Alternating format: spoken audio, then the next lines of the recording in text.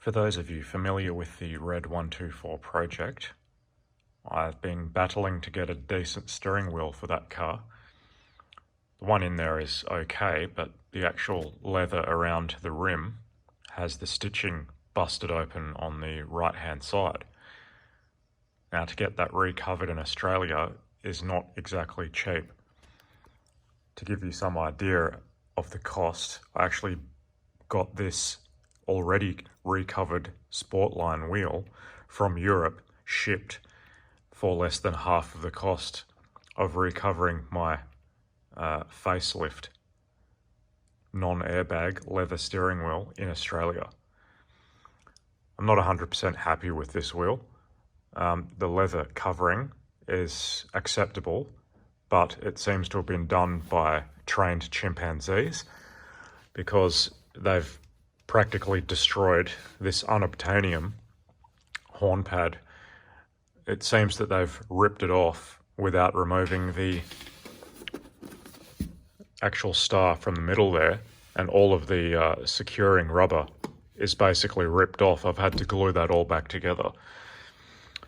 On each of these sides, the rubber is also torn, so they really did not know what they were doing when it came to removing this horn pad. It's really quite a shame because these wheels are ridiculously rare and getting quite valuable these days.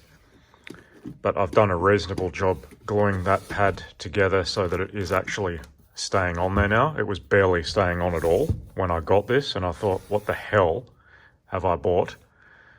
Have I been ripped off? But with a bit of effort, it's actually come up okay.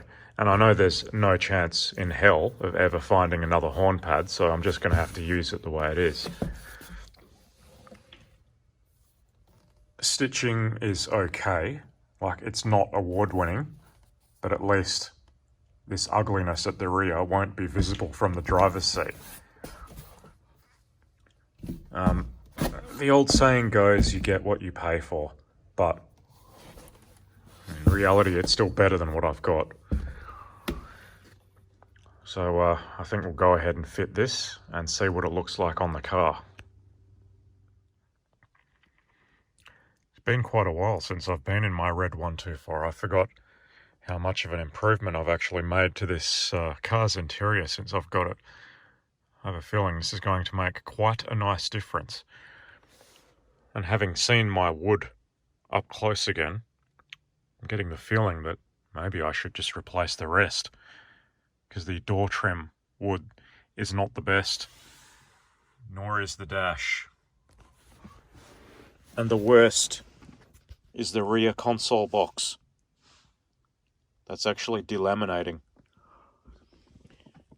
That piece there is hard to find though, but that roller door thing, they're quite easy to get. Just this piece seems to be quite a nightmare to find. If I do find one, I will buy it instantly, but I just never see them. Anyway, I'll remove this steering wheel now.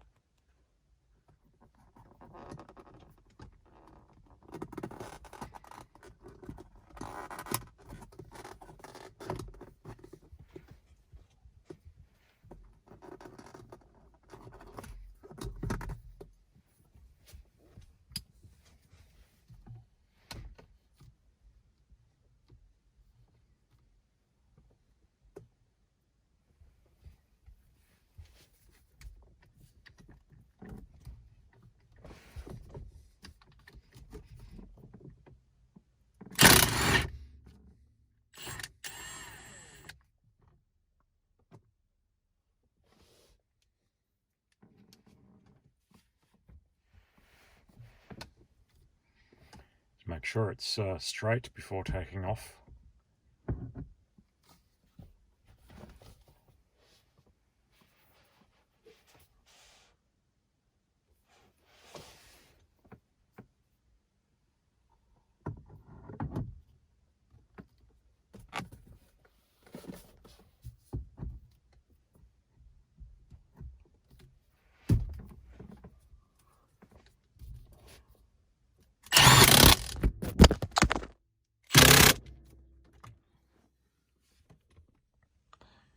And there we have it. the replacement steering wheel is installed.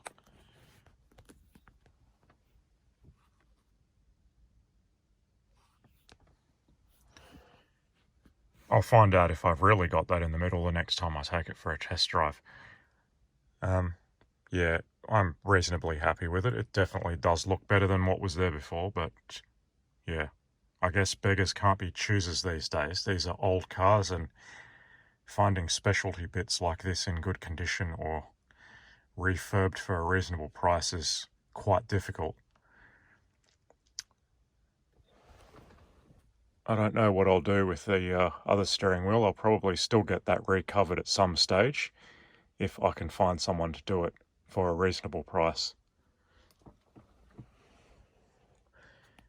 There's nothing but rain forecast for the near future, so I don't know when I'm going to drive this car next. So, back to hibernation.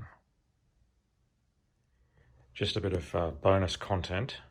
I'm in the process of buying some decent tools to replace all of the garbage that I have accumulated over the years.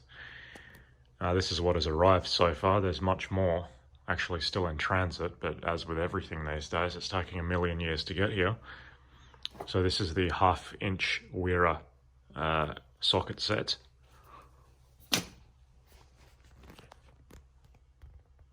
Seems like ridiculously good quality, and I'm pleased to note that it is, of course, not made in China. That was the main purpose of replacing all of my tools. This has some pretty good articulation. You can actually have it at 0 degrees and basically use it like a screwdriver. This pushes the socket out. There's 2 positions for that to lock into.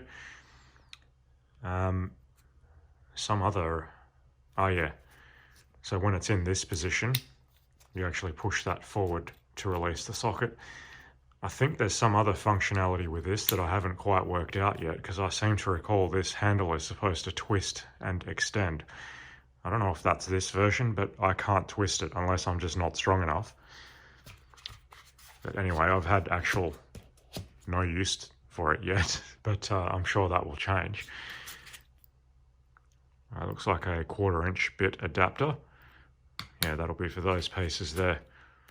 Something interesting with these extensions is this button that's in the middle there. I haven't actually worked out what that's supposed to do. That's on both of these.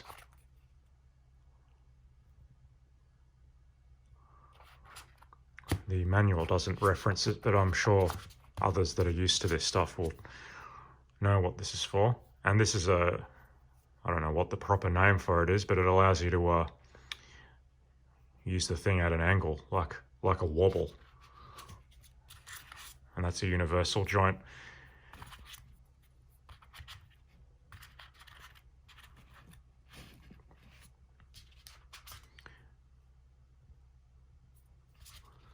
I'm led to believe the sockets are supposed to be, color-coded, so you can tell at a glance what size it is without actually reading the number on the side. And this, of course, is the metric set. I have no use for Imperial, so I won't even be buying that. I have an Imperial set that I've never even used. Of an inferior brand, of course, but it doesn't matter because I have no use for it. And this is a metal case. Of course, it went on special for $150 less the day after I bought mine, but that's what happens. I also got this tool bag. I haven't got anything to put in it yet, other than a few screwdrivers, but there's more on the way, as I said. And that Velcro seems to be the strongest Velcro known to man, because that's ridiculously difficult to open when that's fully latched on. And it does have Velcro around the sides, so these little additional tool bags from Wera attach on there, and they don't fall off without a lot of effort to remove them.